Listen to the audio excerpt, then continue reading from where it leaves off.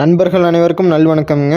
நீங்கள் இந்த பதிவில் பார்க்கிறது ஒரு நல்ல பெருங்கோட்டான ஷோ குவாலிட்டியில் இருக்கக்கூடிய 4 பல் மயிலை கிடாரி மற்றும் அதனுடைய இரட்டை திமிழுடன் இருக்கக்கூடிய காளை கன்றுடனுங்க.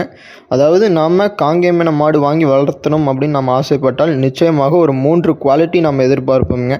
ஃபஸ்ட்டு என்னென்னு கேட்டிங்கன்னா, மாடு பல் சேராமல் ஒரு 2 பல் 4 பல் இருந்ததுன்னா இன்னொரு 2 ஈத்து 3 ஈத்து நம்ம சேர்த்து வச்சுக்கலாங்கிற ஒரு நிலைப்பாட்டில் இருப்போமுங்க.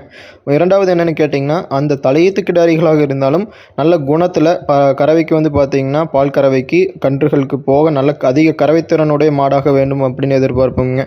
மூன்றாவது என்னென்னு கேட்டிங்கன்னா, பெரியவர்கள் பெண்கள் என்ன யார் வேண்டுமானாலும் ஈஸியாக ஹேண்டில் பண்ணிக்கிற மாதிரி நல்லா ஸ்டூல் போட்டு உட்காந்து ஈஸியாக நல்ல குணத்தில் இருக்கிற மாதிரி மாடு நம்ம எதிர்பார்ப்போங்க. இந்த 3 குவாலிட்டியுமே பூர்த்தி செய்கிற வகையில் இருக்கக்கூடிய ஒரு ஷோ குவாலிட்டியில் இருக்கக்கூடிய 4 பல் மயிலை கிடாரி தான் நீங்கள் பார்த்துட்ருக்கிறீங்க. இதனுடைய கறவைத்திறன் பார்த்திங்கன்னா கன்றுக்கு போக நேரம் 2.5 லிட்டர், ஒரு நாளைக்கு 5 லிட்டர் பால் நம்ம கறந்துக்கலாமுங்க. கறவைக்கு கால் அணைக்க வேண்டியதில்லைங்க. அதாவது ஒரு காங்கேயமான மாடு எப்படி இருக்க வேண்டும் என்று நீங்கள் எதிர்பார்க்கிறீர்களோ அத்தனையுமே ஒரு நிறைவு செய்கின்ற வகையில் நல்ல கறவைத்திறனாகட்டும் இளைய பொருளாகட்டும் கன்று பார்த்திங்கன்னா காளை கன்றாக இருப்பதால் வருங்காலத்தில் அது ஒரு நல்ல மிகப்பெரிய காளையாக சேருங்க.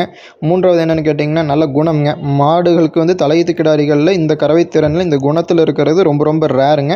ஸோ இந்த கிடாரி நல்ல அழகிய தோற்றத்தில் நல்ல அதிக கறவைத்திறனில் இருக்கக்கூடிய கிடாரி தேவைப்பட்டால் கான்டாக்ட் பண்ணி வாங்கிக்கலாம்.